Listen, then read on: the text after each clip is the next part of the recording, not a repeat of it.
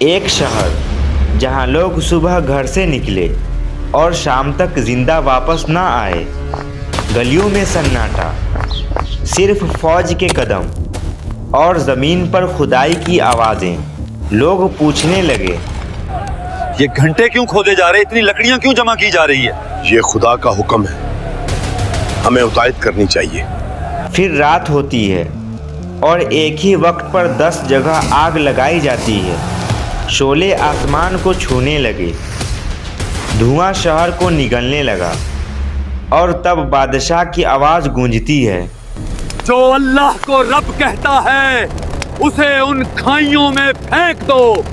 ماں بچے کو سینے سے لگاتی ہے، بزرگ تسبیح ٹوٹے ہونٹوں سے کرنے لگتے ہیں، جوان لوگوں کی آنکھوں میں آنسو، لیکن سر اونچا، اور قرآن کا ایک لفظ، ہلاک کر دیے گئے آگ کی کھائی والے۔ سوال صرف یہ ہے، یہ لوگ کون تھے اور اللہ نے ان کا انتقام کیسے لیا؟ اس کا جواب حضور صلی اللہ تعالیٰ علیہ وسلم نے دیے، جو تفسیر ابن کثیر میں آیا ہے۔ یمن کے علاقے میں ایک بادشاہ کی حکومت تھی، جس کے پاس سب کچھ تھا، طاقت، فوج، دولت، قانون، لیکن ایک چیز اس کے پاس نہیں تھی، لوگوں کا دل۔ وہ دیکھتا تھا کہ لوگ سجدہ کرتے ہیں، لیکن اس کے لیے نہیں، اور اس طرح اس کے دل میں ایک خیال پیدا ہوا، اگر میں رب ہوں تو لوگ مجھے رب کیوں نہیں کہتے؟ یہیں سے وہ اپنے امتحان میں ناکام ہو گیا۔ تفسیر میں آیا ہے کہ جب بندہ اپنے آپ کو رب سمجھنے لگے تو پھر اللہ اسے دنیا کا سب کچھ دیتا ہے، مگر عقل چھین لیتا ہے۔ یہ دن بادشاہ کے دربار میں اس کا جادوگر کھڑا ہوتا ہے، وہی جادوگر جس کے ذریعے بادشاہ لوگوں کو دھوکہ دیتا تھا، وہی جو سالوں سے شہر کو بے وقوف بنا رہا تھا۔ جادوگر کہتا ہے، بادشاہ، میں بہت بزرگ ہو چکا ہوں، ہاتھ کانپتے ہیں اور ذہن کمزور ہو رہا ہے، میری موت قریب ہے۔ تو پھر اس میں میں کیا کر سکتا ہوں؟ مجھے ایک نوجوان لڑکا چاہیے تاکہ میں اپنا علم اسے سکھا دوں، ورنہ میرے بعد تیرا جادو ختم ہو جائے گا۔ یہ لفظ سن کر بادشاہ کا چہرہ سخت ہو جاتا ہے۔ اسے جادو چاہیے، کیونکہ جادو ہی اس کی طاقت ہوتی ہے۔ بادشاہ حکم دیتا ہے، شہر کے بچوں میں سے سب سے تیز، سب سے ہوشیار لڑکا ڈھونڈو۔ فوج گلیوں میں پھیل جاتی ہے، بچوں کو بلایا جاتا ہے، سوالات ہوتے ہیں، عقل چیک ہوتی ہے، اور پھر انہیں ملتا ہے ایک لڑکا، نہ کوئی نام، نہ کوئی شہرت۔ یہ وہی لڑکا تھا جو کل تک عام شہری تھا اور آج بادشاہ کے جادوگر کا شاگرد بن گیا تھا۔ وہ لڑکا روز صبح جادوگر کے پاس جاتا اور شام کو گھر واپس چلا جاتا، لیکن قسمت یہیں ایک نیا موڑ لیتی ہے۔ ایک دن لڑکا راستے میں گزرتا ہے اور دیکھتا ہے ایک بزرگ جو لوگوں سے چھپ کر باتیں کر رہا تھا۔ نہ جادو، نہ طاقت، صرف ایک بات، رب صرف اللہ ہے، وہی اس کائنات کا نظام چلا رہا ہے۔ لڑکا رک جاتا ہے، سنتا ہے اور دل ہل جاتا ہے۔ یہ تھا راہب۔ لڑکا اس کے پاس بیٹھ گیا اور اس کی باتیں اسے پسند آ گئی۔ ایک ہی دل میں دو چیزیں جمع ہو گئی، بادشاہ کا جادو اور اللہ کا یقین۔ پھر اللہ نے لڑکے کے ذریعے وہ کام کرنا شروع کیا جو نہ جادوگر کر سکتا تھا، نہ بادشاہ۔ ایک دن لڑکا راہب کے پاس بیٹھا ہوا تھا۔ وقت گزر گیا۔ راہب نے اس لڑکے سے کہا، اگر کبھی کوئی تم سے پوچھے کہ یہ علم کہاں سے سیکھا تو میرا نام نہیں بتانا۔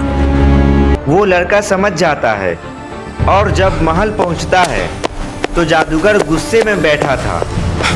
آج پھر دیر، روز بہانہ ہوتا ہے تیرا۔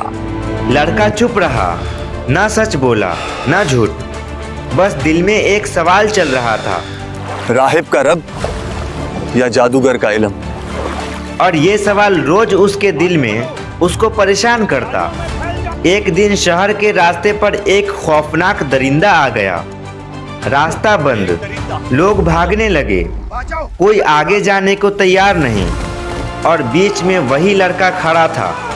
लोग चिल्लाए, पीछे हटो, ये जानवर सबको मार देगा। लड़के ने जमीन से एक पत्थर उठाया, आसमान की तरफ देखा, और पहली दफा जिंदगी में उसके होंठ से सिर्फ एक नाम निकला, या अल्लाह, अगर राहिब सच पर है और तू ही रब है तो इस दरिंदे को गिरा दें। और पत्थर को उस दरिंदे की तरफ फेंका। एक लम्हा पूरी कौम की सांस रुक गई, और फिर दरिंदा गिर गया सीधा जमीन पर बेजान। लोग एक दूसरे को देखने लगे, और लड़का खुद भी कांप रहा था। क्या ये जादू था? नहीं, जादूगर तो यहाँ पर था ही नहीं। किसकी ताकत है? उसने हल्की आवाज में कहा, मेरा रब्बे अल्लाह है। उस दिन लड़के को यकीन हो गया कि राहिब हक पर है। इसके बाद लोग अल्लाह पर ईमान लाना शुरू कर देते हैं, और उस लड़के का तबलीग का नया दौर शुरू होता है। अंधे उस नौजवान लड़के के पास आते हैं। वो लड़का अल्लाह से दुआ करता है, और अंधे देखने लगते हैं। बीमार आए और ठीक होने लगे। एक दिन बादशाह के दरबार का एक खास दरबारी, जो देख नहीं सकता था, किसी शख्स ने उसे उस लड़के के बारे में बताया। वो बहुत सारे तोहफे उस लड़के के पास ले गया, लेकिन नौजवान ने वो तोहफे लेने से इनकार कर दिया, और दरबारी से कहा, मैं कुछ नहीं करता, ये सब मेरा रब करता है। और फिर उसने अल्लाह से दुआ की, और दरबारी की आंखें ठीक हो गई, और वो देखने लगा। वो अल्लाह पर ईमान ले आया, और ये खबर पूरे शहर और बादशाह के महल में फैल गई। इसी शहर में एक और शख्स भी सब देख रहा था, चुपचाप गुस्से के साथ। बादशाह उसके कान तक खबर पहुंच चुकी थी। उसने दरबारी को बुलाया और उससे पूछा, कौन है वो जिसने तेरी आंखों का इलाज भी किया? वही जो मेरा और हम सब का रब है। मैं ही तुम सबका रब हूं। नहीं, हम सबका रब अल्लाह है। बादशाह अपने घमंड में अंधा रहा, और उस दरबारी पर सख्त जुल्म किया, और उससे पूछा कि कौन है जो तुझे ये सब सिखा रहा है। बहुत जुल्म बर्दाश्त करने के बाद दरबारी ने उस लड़के का पता बता दिया। शहर में एक लड़का है जो जादू के बगैर मौजज़े करता है। इस लड़के को मेरे पास लाओ। लड़का बादशाह के सामने आता है, ना डर ना झुकना, बस सीधी नजर। मैंने सुना है कि तुम लोगों को शिफा देता है। मैं कुछ नहीं करता। फिर कौन करता है? मेरा अल्लाह ही सब कुछ करता है। कोई अल्लाह नहीं, रब सिर्फ मैं ही हूं। तुम रब नहीं हो, तुम भी मरोगे। रब वो है जो शुरू से है और हमेशा रहेगा। ये सुनते ही बादशाह का सब्र टूट गया। उस लड़के पर जुल्म का हुक्म दिया कि उसने ये तौहीद का दर्द कहाँ से सीखा। बहुत तशहुद के बाद लड़के ने राहिब का पता बता दिया। राहिब को महल में लाया जाता है, और बादशाह उसे तौहीद को छोड़ने का हुक्म देता है, लेकिन वो राहिब साफ मना कर देता है, और बादशाह एक आड़े से उस राहिब को 2 टुकड़े करवा देता है, और लड़के से फिर पूछता है, लेकिन वो लड़का भी साफ इनकार कर देता है। उसे ले जाओ और पहाड़ से फेंक दो। बादशाह गुस्से में बेहाल। सिपाही लड़के को पहाड़ पर ले गए। सिपाही आपस में कहते हैं, बादशाह ने कहा है कि जिंदा वापस नहीं आना चाहिए। यहाँ से गिरेगा तो लाश नहीं मिलेगी, जिंदा नहीं बच पाएगा। आखिर वो पहाड़ की चोटी पर पहुंच जाते हैं। पहाड़ पर लड़के ने दुआ की, या अल्लाह, तू ही मेरे लिए काफी है। तू ही बेहतरीन मददगार और मुहाफिज है। सिपाही धक्का देते हैं, और उसी लम्हे जमीन हिल जाती है। पहाड़ का दामन फिसलता है। एक के बाद एक सिपाही चीखते हुए गिर जाते हैं। धुआं, पत्थर, आवाजें, और जब सब कुछ रुकता है सिर्फ लड़का खड़ा होता है, जिंदा, अकेले, बिल्कुल ठीक। दरबार के दरवाजे खुलते हैं। वही लड़का फिर से अंदर आता है। तुम फिर से बच गया, इसे ले जाओ और समंदर में फेंक दो। लड़के ने फिर दुआ की। लहरें उठी, कश्ती उल्टी, सिपाही डूब गए और लड़का फिर तीसरी दफा जिंदा वापस।